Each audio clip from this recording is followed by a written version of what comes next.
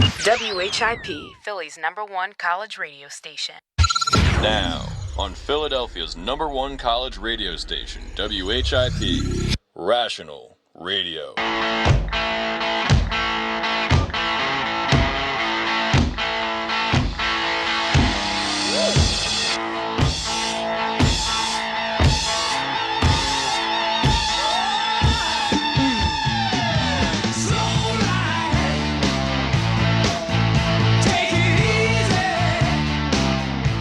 Welcome, iHeartRadio listeners, to the #1 college radio station in the city of brotherly love. This is Ryan Goodwin with Ryan Frischello on Rational Radio, and you're listening to what I think is one of the best news stations here at Temple.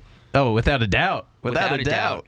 So how are you doing today, Ryan? Oh, I'm great. You know, It's a little dark and gloomy out today, wouldn't you say? Oh, yeah. It is gross outside. It's grossly humid. I can't take it. But fall weather is coming. So they say. So the people on the news say. So they say. Hopefully it does. Yeah. Well, we'll see. But We'll check it out. You know, hopefully things go for the best. yeah, so as usual, busy day. Busy day. Lot to talk about. I think we're going to get into some heated debates today, Yes. Yes, that is what I want most out of this show. We had some good conversation yesterday, especially regarding Russia taking steps to fight ISIS in Syria and the area surrounding there. And then today, news came out that they started launching the first airstrikes in the region. But we had some good discussion on that yesterday. That's great. So that was good. If at any point during the show you want to call in and give us your opinion, our number is 215-204-WHIP. So let's lead off with the recent polls of the presidential candidacy. Absolutely. So there's a new poll out today, a new USA Today, Suffolk University poll that has Donald Trump still holding in the lead with 23% of the vote. The first choice of likely Republican primary voters, Donald Trump with 23%, then followed by Ben Carson and Carly Fiorina, who are both tied at 13%, and then Marco Rubio at 9%, Jeb Bush at 8%, and then it just kind of goes down from there. So Donald Trump, big news yesterday. That's right. Yeah, huge news. Yeah, so he's still holding steady in the polls, so he likes that.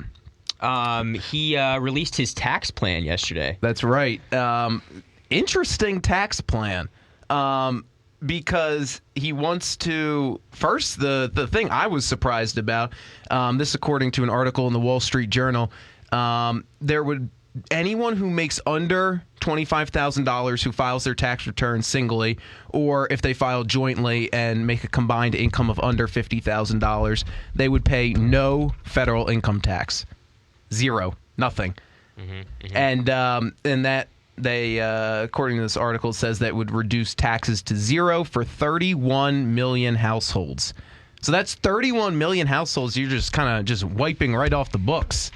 Yeah, that's a pretty big number. I mean, I see in what his motive is with that. You know, these people, they're making such low income, they're at the poverty line, and the probability of them actually being able to afford their taxes is probably not going to be too well off. So, you know, he's just trying to give them a little bit of an edge here. But, yeah, I mean, it's a bold move by him. Oh, absolutely. Bold move. Yeah, and he was on 60 Minutes over the weekend, and he was saying how his plan is going to be good for everybody. And I mean, certainly this part of it, at least, he wants to also simplify the tax brackets that people are in, and basically narrow down the amount of brackets that the IRS has available for people to register in. But his ultimate goal is to make something where he said on his website he wants people to be able to hand in a one-page return to the IRS that basically says "I win." So if you're in that if you're in that lower earning income category, he wants you to be able to turn in something that says yes. I don't have to pay any more taxes. But let's look at this from the other side. What happens? Where are we gonna get that revenue from? Now that's money that the government doesn't have. Yeah. So do we cut programs? I don't know. I honestly, I don't know what his plan is here. I mean, he's quoted as saying on this Wall Street Journal article is, "My plan will bring sanity, common sense, and simplification to our country's catastrophic tax code." I agree that our tax code right now is ridiculous. He's also quoted as saying, "It will create jobs and incentives of all kinds while simultaneously growing the economy."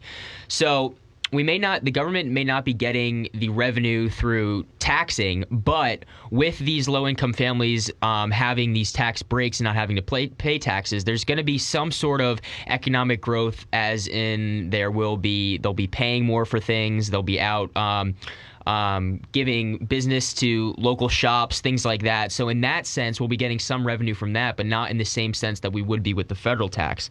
But I still feel confident in his economic tactics. I feel as though Trump, with his business background and his knowledge of how to run a business effectively and get things done. Yes, he did go bankrupt 4 times in a row, but I think he did that purposely so as to exploit the government's programs and make himself more money. And he did it, pretty well. Yeah. Seeing as though he's worth $8 billion or something like that. Yeah, something like that. A lot. Something like that. A good amount of money. A pretty penny he's worth. So I think he's going to turn our economy around. And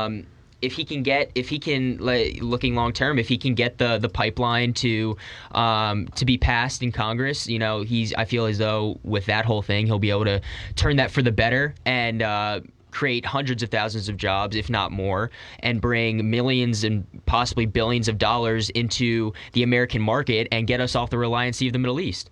That's right. So I think right now with Trump leading the polls at 23%, I know we're still a year away, but I don't know, man. I'm feeling pretty confident that we're going to be saying Mr. President Donald Trump pretty soon. Yeah, I mean, well, he also said that if this didn't work out, he'd just go back to business and make himself more rich. Right. And there were some people that criticized him for saying that, saying that he's basically just doing this as a joke. But I mean, I don't think that's something that bad. I mean, it's like if I don't win, it's like I'm not going to go curl up in a ball and feel sorry for myself. I'm just going to go back to what I was doing before. I mean, what's wrong with that? That's an example of a strong, successful person and confident in what they're doing. He's not going to sit around and sulk in his sorrow. Oh, woe is me. I lost the election. That's a man who's willing to put forth the effort to continue on what he's doing. And that's the American dream. Yeah. He is the epitome of the American dream. He says, you know what? You didn't want me as your president? That's fine. I'll be one of the richest men in your country, though. Yeah. So I respect that more than anything else. Yeah. It's interesting to think about. Definitely, he wants to. So the tax code he wants to simplify. He wants to make 4 brackets of 0%, 10%, 20%, and 25%, and basically divvy up income based on that, based on what you make. But I mean, I like the initiative that he's taking something, first of all, because something needs to be done. But he explains on his website in his campaign proposal that he's saying that he wants to reduce corporate inversions and basically encourage people to bring money back home. Okay, yeah. I mean, people out there, these tax breaks right now and these tax cuts, it's not fair to the upper class and the things like that. And this whole his initiative that he's taking to create these new tax plans, it's a great step. Jeb Bush, Jeb Bush's plan, he wants to taxing individuals' incomes at no more than 28%. And Trump I don't know. I like what he has to offer right now. He's doing a great job. And like I said, down the road, he has that business mentality. He knows, yes, he's cutthroat, and yes, he's not very polished in what he says and what he does. And sometimes things fly off the handle, like at the first Republican candidate debate when he made that joke towards Rosie O'Donnell. Was that professional? No, definitely not, especially not what we need from our president. But he has that business mentality that's going to flip our economy around, and that's what our country needs right now. I think in foreign policy and domestic policy. I think he may struggle a bit. Domestic policy probably a little better than foreign, but you know, with the whole with China, our reliance on China and how their markets are falling right now, how dependent are we on China? And if China says give us our $16 trillion, we're out of luck. We have nothing to give them. And I think that Trump is the one that's going to bring us down. He's going to decrease that national debt. And he's gonna make America great again, just like his slogan says. He's gonna make America great again, and that's why he has my support right now. Yeah, like I said, he's very, very unpolished, and he says things that need to be said. They're a little rough, but America has reached a point where we need tough love. We need to hear things that we don't want to hear, and I think he's doing that, and I think that's why he has so many people vote right now. He has that silent majority who are sick and tired of sitting back and letting, you know, Washington make these decisions that aren't moving our country forward. And this silent majority is finally behind someone that they can trust and that they respect and that they know will do a good job. Yeah, and I mean that's ultimately he says in his tax proposal that he wants to help the middle class. Like he doesn't want Republicans sometimes get a bad rap for saying that they don't care about the middle class. Mm-hmm. I mean that's what he wants to do here. Yeah. By making a better tax code, helping everybody. He's saying let's help everybody because when we help everybody, we make America great again. Yes, we make America great again. So he wants to reduce the corporate loopholes. And just he wants to keep some taxable deductions in, get rid of others. That just comes as part of the simplification process. But I don't think that this can be. I don't think it can be said that this is just in favor of all the people. Everyone in big business out there. No. Because it benefits everybody. It's benefiting those that are making less than $25,000 a year. I mean, a lot of our country, especially where we live, Ryan, here in Philadelphia, a lot of those people fall under that line. Yeah. And that's gonna help them out amazingly. You're not gonna have as many people walking the streets looking for pennies and dimes from students, you know? It's gonna help them out immensely. Yeah, and just think how easy it could have been for him to say, all right, we'll let big business run themselves. Yeah. Just do whatever the heck they want, and then we'll just, you know, tweak a little something or other so it makes it look good. But this is like drastic. I mean, we're talking no federal income tax for people if you file jointly and have a combined income of under $50,000. If I would have said to you 2 weeks ago, Ryan, that Donald Trump would have created this plan, would you have thought it was Donald Trump that made it? 2 weeks. No, because if you listen to how he is portrayed in the media, I would have expected a little bit, something a little bit more radical. Exactly. You would have thought big business was going to be running this country, and that the elite of the elite would be receiving. I could maybe see Chris Christie proposing this. Because he's a little bit more moderate. Oh, yeah. He's a little bit more towards the center. He's seen the pits of our country. I mean, Camden's within his own state lines, and I mean, one of the poorest and most crime-ridden cities in our country. So, I mean, I would definitely see a Chris Christie proposing this type of plan. Yeah, so we're going to take a quick break, but make sure to keep it tuned here on Rational Radio on Philly's #1 college radio station, WHIP. If you want to give your opinion on anything we've been talking about or anything we will talk about today, the number is 215-204-WHIP. From the WHIP News Team, I'm Bianca Sorrentino, and it's time for your news now.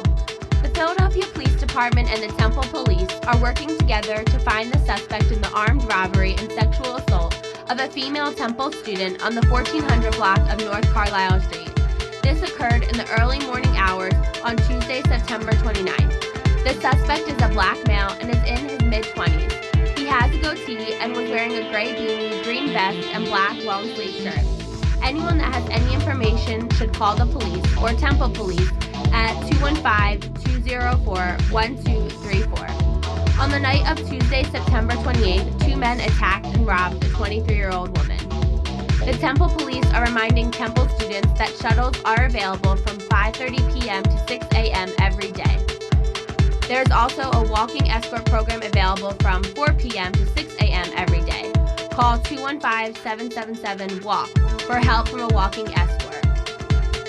According to Philadelphia Mayor Michael Nutter, there were only 3 event arrests made during the Pope's visit to Philadelphia. The arrests were for drunk driving, parole violation, and for trying to bring in drugs through a checkpoint. For breaking news, follow us on Twitter at WHIP Radio and check out WHIPRadioTU.com. We'll see you in an hour with your news update. There's hundreds of fun and simple things you and your family can do to live a healthier lifestyle. Here's 20 of them. Eat less, eat slower, eat smarter, eat your fruits and veggies. Stop eating before you're full. Up your fiber, lower your calories, get off the bus early, do some gardening, do jumping jacks, take the stairs, take 1, not 2, take on a new sport, take a long walk home, walk instead of drive, bend, stretch, reach for the stars, climb the monkey bars, skip the fudge bars. Search We Can online to find more ways you and your family can get healthy together. A message from the Ad Council, HHS, and NIH's We Can program.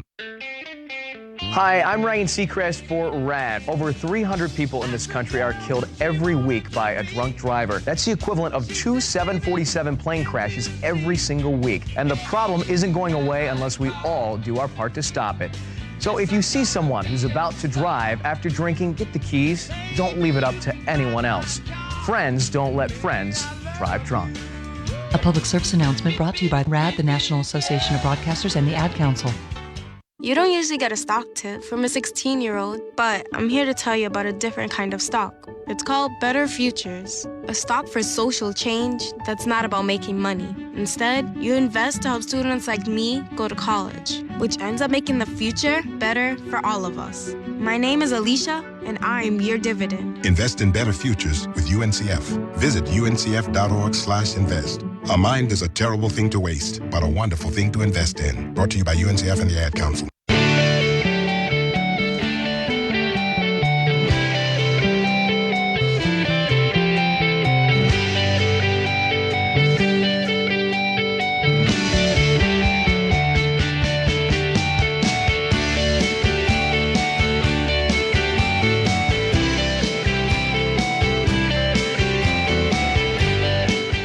Welcome back to WHIP, the #1 college radio station in Philadelphia. You're here on Rational Radio with Ryan Frischella and Ryan Goodwin. We're going to move into our next topic now. Definitely one that is pretty controversial here in America, the whole gun laws and gun safety and things along that lines, especially on school grounds. So like I said, this is a pretty controversial topic, so if you want to call in and give us your opinion or your thoughts on this story we're about to share. Let's get some debate going. Yeah, I would love to get into a debate with somebody or align with their thinking, what have you. Again, our number is 215-204-WHIP. So, Ryan, there was a little bit of an issue yesterday at Chester High School. Yeah, I saw that. I had the notifications. They kept popping up on my phone. Yeah. And I was like, whoa, what's going on here? So a 15-year-old student, I'm assuming a freshman, decided to bring a plastic BB gun to school. Yeah. Not the wisest decision. No. But the steps taken to punish him, I do not think were the most effective or the best way they should have went about it.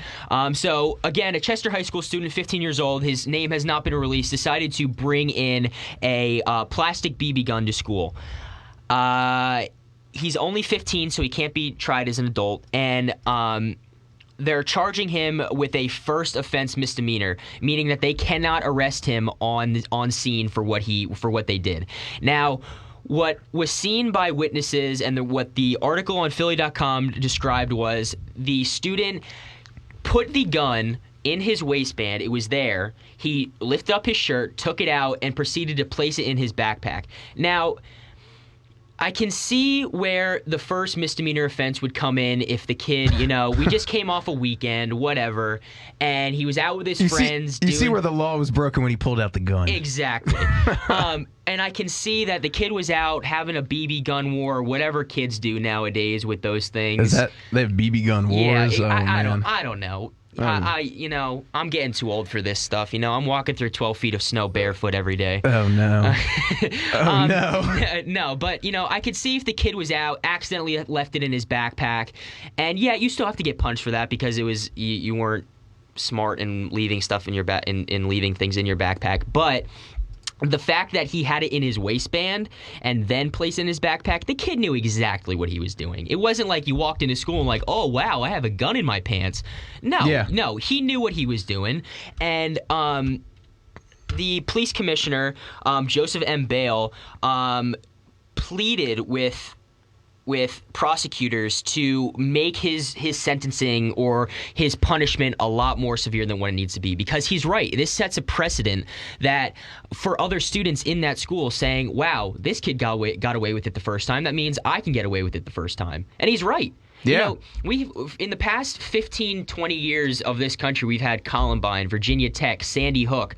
Even if you want to go back to Colorado, where the massacre was in the movie theater, guns is not a thing to joke around about, and is definitely not something that you should let someone get by with. Okay, this is just a warning this time. No, you need to take action immediately and right away. Yeah, and looking through this article on Philly.com, Chester is one of the most impoverished cities in the region, and they do have significant crime there.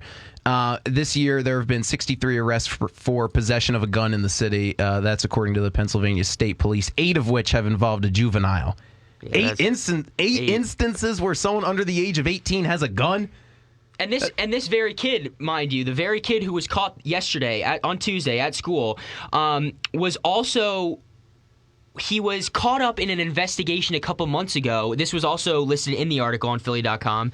He was caught up in an investigation a while ago where he flashed, allegedly, possibly this very same gun at a citizen. Now, detectives and police didn't pursue it because it wasn't as a major thing, and the victim decided not to pursue it anymore and just let it go off by the wayside. But this very kid, they might think, have been tied to another incident like this.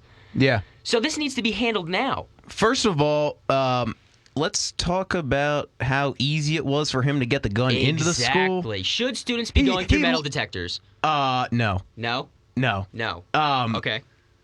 No. Yeah. They should. That's. I think that turns the school into too much of like an institution.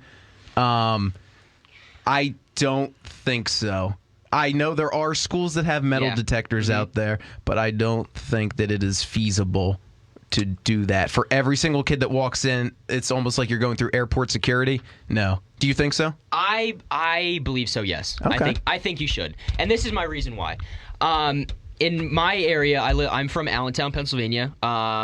Lehigh Valley, shout out Lehigh Valley. And I went to high school in inner city Allentown, to Central Catholic High School. I was a private school institution, so I did not have metal detectors going to school. But the public school in near me, down the street, Allen High School, I'm pretty sure their students had to walk through metal detectors every day. And I mean, they had a very storied reputation of gang violence and things like that. So I think they took the steps, precautionary measures, and I think it's good. I think that, yes, students are going to have to give up some of their rights in the fact that they're going to have to walk through metal detectors and that their school necessarily doesn't trust them right off the back. But you know what? It's in the long run, it's going to, even if it stops one incident from happening, it's stopping that one incident. You could be possibly saving lives. And yes, I see where you're coming from in the fact that students will be walking into a quote-unquote institution, but you are at a school institution, and you're there to learn, and that's it. Yes, have fun, meet people and things like that, but a school institution is to, people pay tax dollars to send their kids to school, to learn, to be safe, and that's part of the reason why these kids are going to school, to stay off the streets and to be away from this kind of stuff. So when you're walking into school and you have kids walking around with knives and plastic BB guns, even though it's not a real gun, how many kids possibly could have walked into that school and them not know had a real gun? Yeah. And they never knew. Yeah, I don't know. I still would not advocate for metal detectors in school. I mean, even if we look at this incident, I mean, this gun would not have even shown up on a metal detector because it was plastic. So now there's this whole debate about guns that are 3D printed and that can now function as regular guns but won't be detected by metal detectors. But I mean, like I know there have been instances around where I grew up, probably in my high school, where I went to high school, where I know there was an incident in the middle school that I went to, because the principal would tell the story every year that a kid went fishing with his dad over the weekend, came back to school, had a knife in his backpack from when he went fishing, forgot he had the knife in his backpack, never had any intention of using it, right? He just forgot to take it out of his backpack. Someone saw the knife in the backpack. They had to call the police. Police were there in like less than a minute. And the kid's like getting taken off by the police. Yeah, that's what I'm saying. Like in those instances, when you look at a kid who has, who's doing very well in school, has never been detentions, things like that, has never had problems with teachers, and that incident occurs, that's all right. Be lenient on the kid. So go on. What were you saying, Ryan? I don't know. I don't know. I think metal detectors takes it too far. I think also the fact that people talk about having armed guards at schools, I don't think that's necessary either. I mean, people talk about saving lives. If there's a school shooting, that somehow armed guards are going to help us. But what happens, if you take a study of a school in the city, you put armed guards in that school. What happens when there's a hallway fight? The guards are in the fight. Someone grabs the gun from the officer or the security officer or whoever, and then they're shooting a gun. I think that sets us up for another issue too. That's exactly what I wanted to lead into. The whole armed guard situation in schools. I think that we should. Okay. I think that we should. So you wanted to debate? Let's get it on. Listen, I feel as though there are many. I don't think that armed guards. I don't think that schools, looking at me here, dead in the eyes. I don't think schools should be putting out or outsourcing to security agencies to be having security in their schools. I think it should be police officers who are within that county or within that school district should be on guard during their schools. Or what I personally think is we have thousands of veterans in this country who have had great training, the best training in the world, and are out of a job right now. And I think that they are the ones who should be employed by the school district to just walk the halls, have a gun. Do they need to have a gun? Yes, no, that's an argument itself. But I think that they should. I think that those are going to be the best candidates to go out and protect our school. And you bring up an interesting point in the fact that, if there is a hallway fight. Yes, I see your point there.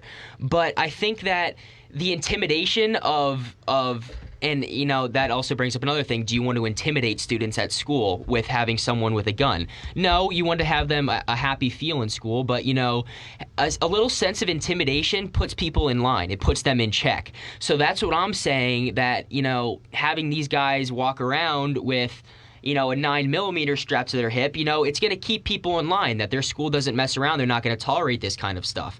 See, I don't know if we need that, though. I don't know if we need to keep people in line at school.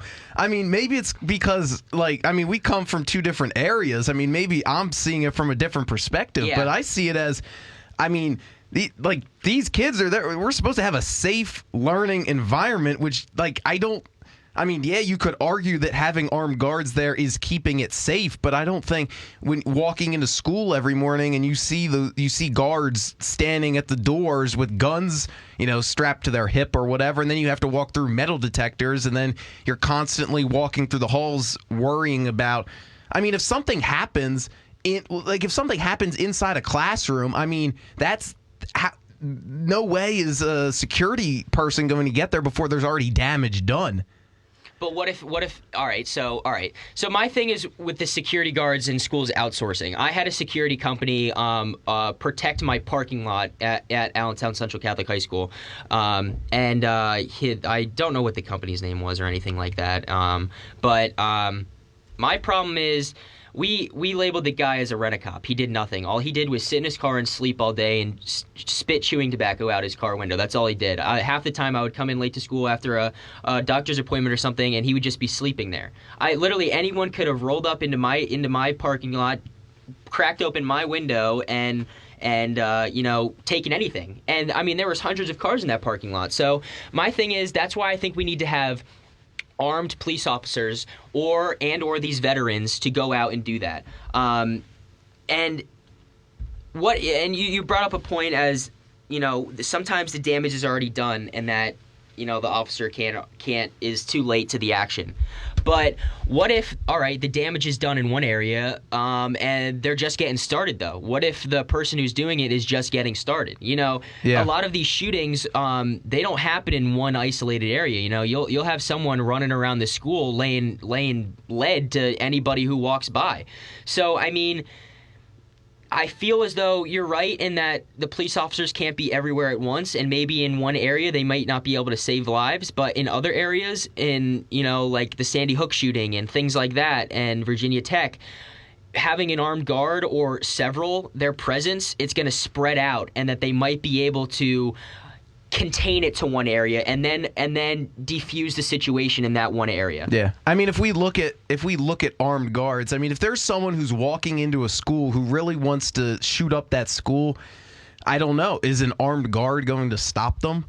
I don't know. Seeing them there, I mean, if they are dead set on doing something, they're going to find a way to do it. I mean, the kid at Sandy Hook, he walked in the front door. And no one said anything. And I mean, where I live, they're talking about putting fencing up around the schools because that's going to stop a mass shooter. No, it's not. The mass shooter's going to hop the fence and walk into the school. He's going to cut the fence. See, that's my whole thing. Like, but you put the word safety in front of it, and all of a sudden, if you go against it, it's all of a sudden you're against safety. But that's not it. It's you're against wasteful spending on a fence that's not like the fence isn't going to do anything. Anybody here can hop a fence. A fence is going to do nothing. Absolutely nothing. And you're right. It's unnecessary spending. And I 100% agree with that. But let me say this: where I'm from. Where I went to school was a safety bubble. My school was right next to Sacred Heart Hospital, and it was a safety bubble. We never had any issues. The only time we ever went on lockdown was because a dog was running loose in the alleyway near our school, and they were afraid that students who were leaving early or coming in late were going to be attacked by the dog. And that is one of the very few times that we were ever on lockdown. But the immediate area around me was violent. I mean, it was the jungle. I mean, we had shootings. I mean, I would turn on my local news, and every night there would either be a stabbing or a murder. And my parents were hesitant in sending me down to Central Catholic. But, I went, and I never felt unsafe. And I always, because, there needs to be a presence of safety. And I feel as though when you brought up a point as, you walk into school and you see a guy with a 9mm attached to his hip, and he's just sitting there, taking it in and everything like that, that people would feel scared. And yeah, I get that. But honestly, for me personally, that would comfort me. It would comfort me. All right, well, let's continue this discussion after the break, all right? Let's take a quick break. We'll regroup here. Call in if you want to call in, 215-204-WHIP. That's right. Keep it tuned here to Rational Radio on WHIP Radio, Philly's #1 college radio station. The traditional light bulb, a groundbreaking invention in 1879. Other groundbreaking ideas from that time, the whalebone corset, the pedal-operated submarine, and the two-story outhouse. We've come a long way since then. It's time our light bulbs did the same. Visit EnergySavers.gov and learn about energy-saving light bulbs. See, these new bulbs are more efficient than the old ones, like a text message is more efficient than a carrier pigeon. They last longer, too, like how we humans last longer now that doctors use antibiotics instead of leeches. And they cut down on our energy costs. Because in our own groundbreaking age of aeroplanes and moving pictures, we deserve a light bulb that saves us some cash. Saving energy saves you money. Learn more at EnergySavers.gov. Brought to you by the U.S. Department of Energy and the Ad Council. You feel like you've known your man forever. You know his full name, his nickname, his pet names. You know his birthday. He likes old school rap more than R&B and anything his mama cooks. Yeah, you feel like you've known your man forever. But that doesn't mean you know everything about him. Of all the women living with HIV in the U.S., about 66% are African American, and most of these women got HIV by having unprotected sex with a man. The good news is more and more women are stepping up and getting tested for HIV. Women just like you who know they have to look out for themselves. Get an HIV test. Whatever the result, there are treatment and support programs available in your community. To find out where you can get a free HIV test, visit hivtest.org/takecharge or call 1-800-CDC-INFO. That's 1-800-232-4636. If you've had unprotected sex, get tested for HIV. Take charge. Take the test. A message from the U.S. Department of Health and Human Services.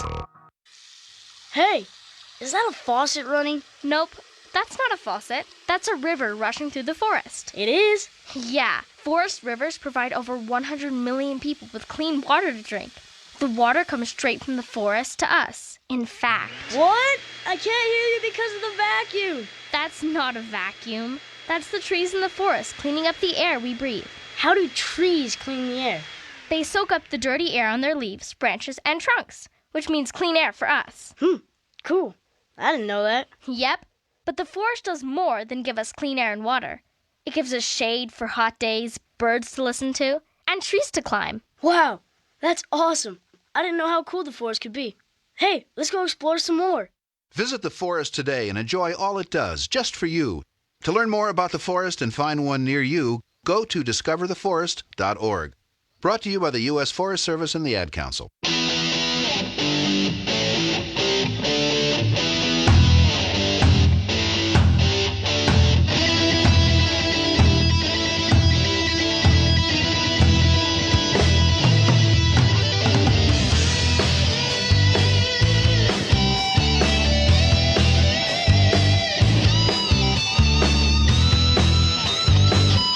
Welcome back, iHeartRadio listeners, to WHIP on Rational Radio with Ryan Goodwin and Ryan Frisella.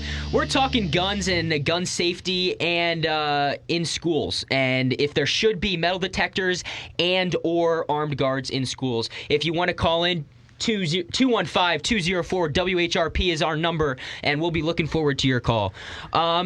So let's keep going. Let's keep it going. Let's keep it rolling. All right. So looking back in this past decade and a half of the 21st century, and even back in the 90s with Columbine, we have things like Virginia Tech, Sandy Hook, and other things along those lines, and bomb threats and other things that happen at schools routinely every year. And our question we pose to you, the public, and what we've been dating here in studio right now is, should there be armed guards in schools? Ryan Frisella over here says no. I, Ryan Goodwin, say yes. Yeah. We've been going back and forth for a little bit now. That's right. Yeah, no armed guard, because I think this is something. Does this mean that we put armed guards in? Is it every single school, elementary, middle, and high school? Because now we have kindergartners walking in, and then that means from the time that they're in kindergarten through 12th grade, they have grown up in a school where they've been around guns. Mm-hmm. I don't know if that seeks to make them feel any more comfortable. Well, my thing on that point is starting young, being in the presence of guns, teaches you early to respect it. How many times do you have kids going around, shooting fake guns at each other and things like that? And is that what you guys do up there in the Lehigh Valley? Shoot fake guns at people? Dude, everyone does cowboys and stuff like that. Wild horseback things. Right. I guess that is not the kid games you play. Come on, don't do that to me. Not, all right. Okay. So just boys being boys when they're kids and stuff like that, and I think being guns around early teaches you the respect that you have to have for them. A little kid, little kids in elementary school, they have career day. They see cops come in and police officers and things like that with guns. And I remember I had DARE come into my 5th grade class. Yeah, we had that too. Yeah. And the officer came in. He said right off the back, he's like, this is 5th grade, so to us, you see a gun, you're like, oh my God, that's a gun, and you're scared of it. And he's like, and he said to us, you can't be scared of the gun. You have to respect what it does. And once you learn to respect what it does, you won't be scared of it and you're not going to be afraid of it, but you'll know its capability and what it can do. And he said right from the beginning, never try to touch it, never ask me about it, never tell me have I ever shot anybody. I don't want to talk about that. But being in the presence of a gun taught me to respect it and what it does. And yes, that was 5th grade, so I was a little bit more mature than, like you said, a kindergartner or even a preschooler.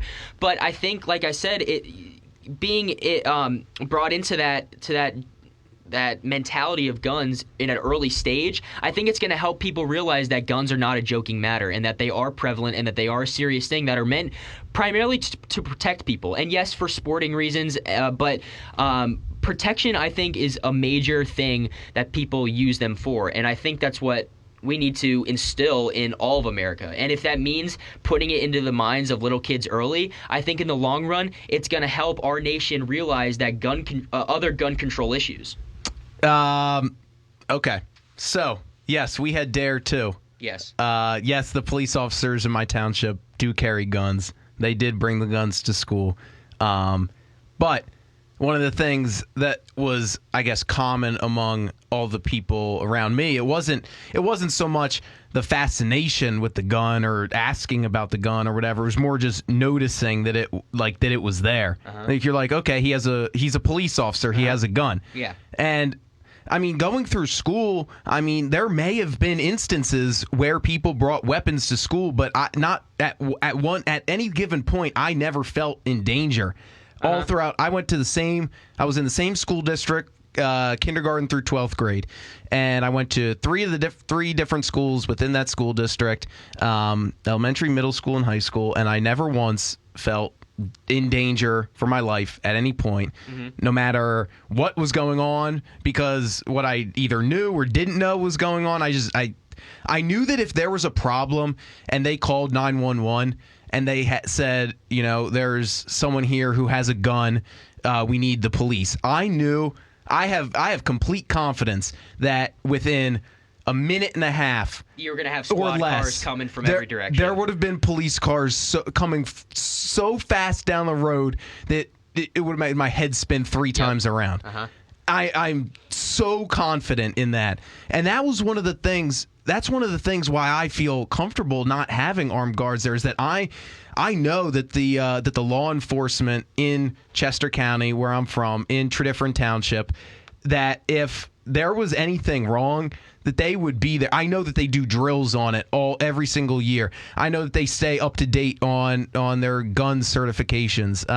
I know that I've seen the police in action. I know that they do a great job. I've seen the everything that the Chester County Emergency Response and the Chester County SWAT team does. And I know that if there was an incident, that they would start at the local level, have Tredyffrin police secure the scene, and then they would bring in the reinforcements and eliminate the threat. I am 100% confident in that. So comfortable that I don't think that we needed armed guards in our school. Yeah, but that's the thing. See, you and me had the privilege of going to schools that had that. We were capable of having that comfortability and that sense of safety. But there are schools out there where I'm sure that there are kids going to school each day. They're worried about if they're gonna make it home, but they're worried about incidents happening, in crime-ridden areas like Detroit or Camden or things like that, where there's strong gang presence, and that kids in your school, your fellow classmates, have gang affiliations. I'd be scared a little bit. I mean, yeah, So, like I said, go. Okay, so. I see where you're coming from. If we look at any inner city school district, I mean, there's going to be instances like that where you can make the case for armed guards, but I think in a lot of cases, certainly not all, that there in the inner city you have a lot more exposure to guns. I think that there are more guns available, and that sometimes people are exposed to guns at younger ages than they might be in the suburbs. Mm-hmm. Sometimes, all right. Mm-hmm. I think that's I mean, you have more people in an inner city, first of all. Oh yeah, I mean it's a fair assertion. And so I don't think that then I think if you put armed guards in the schools, then people start to see guns as becoming like the norm, that it's okay to have, like, because you put armed guards in the schools, but you're saying you can't have guns on school property. So then, I mean, they're seeing, if they see guns at home, then they see guns in schools. Yeah, I see what you're saying. You're saying then that the thought of guns is just going to be too prevalent. That's what I think. Okay. But which I think is slightly concerning. Okay. Yeah, and I see exactly what you're saying.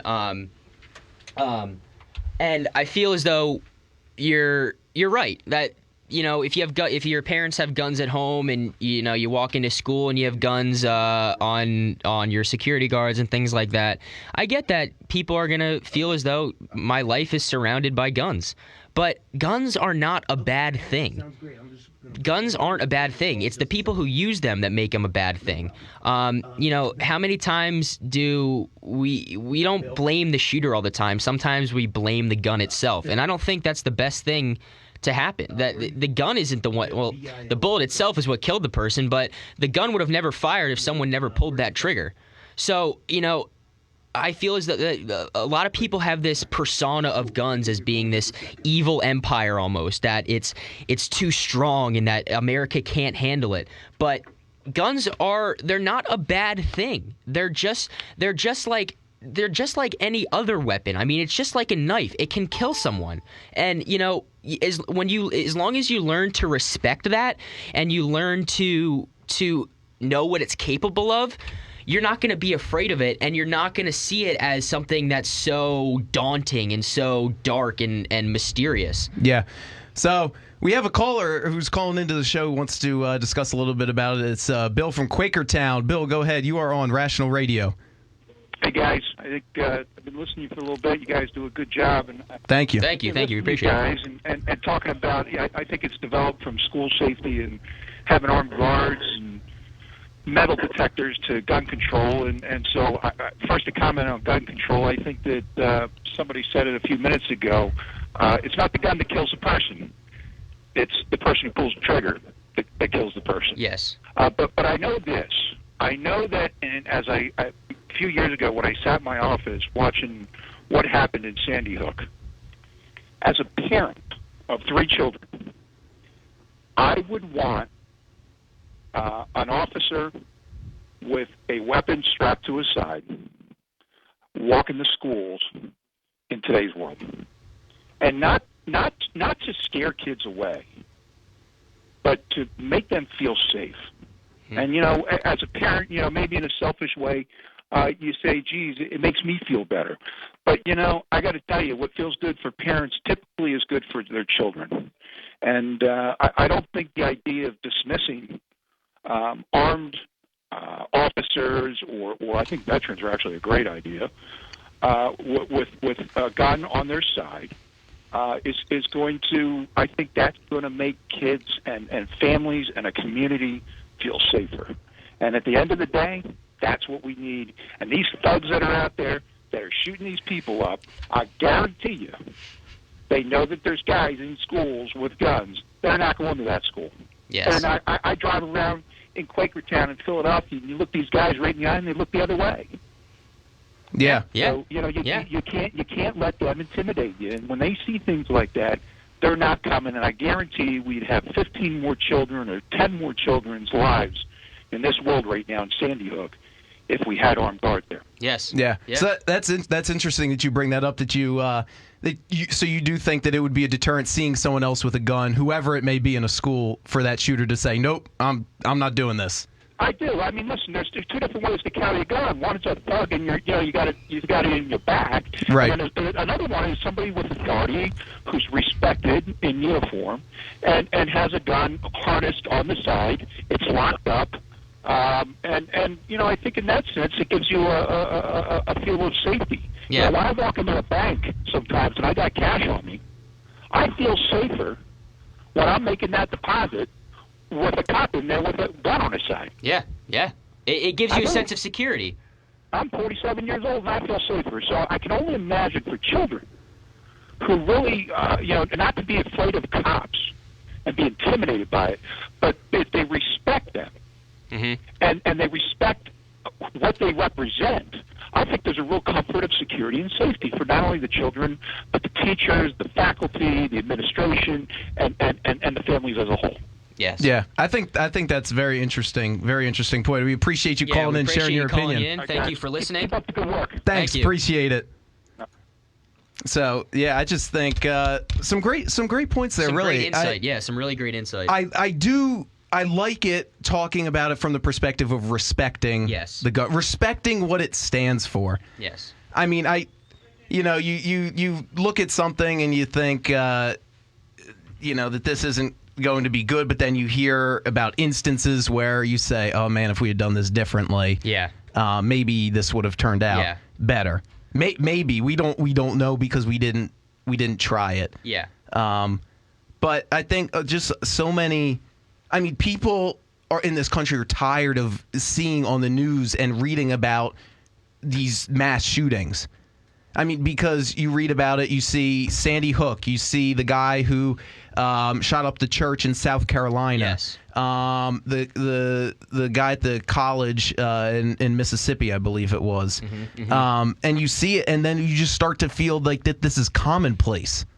When it shouldn't be a commonplace of mad massacre. This isn't barbarian times. We're a civilized society now, and having these mass shootings and mass executions are not, especially not what America is about.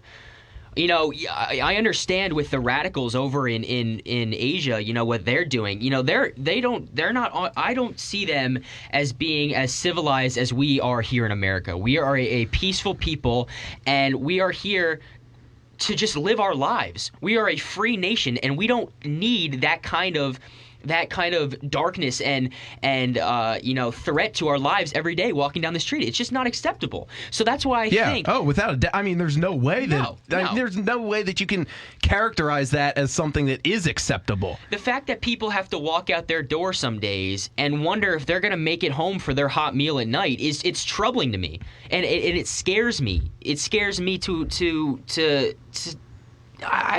it scares me into what I want to do something about it. Yeah. And that's why you and me are talking about this, Ryan, because we need to raise awareness about it. Yeah. I mean, that's ultimately what it is. I mean, because people out there are going to make the decision to either put armed guards in the school, yes or no, and it's going to be decided on a case-by-case basis. Yes. I mean, I don't see any law coming out that says it's mandated. It's not going to be like starting Monday, there's going to be an armed cop in every school. Right. It's going to be an integrated program to an isolated area, and if it does well, it's going to branch out to the rest of the community, and then the state, and then if it keeps doing well, to the nation as a whole. Yeah, and I think that's ultimately what it's going to be.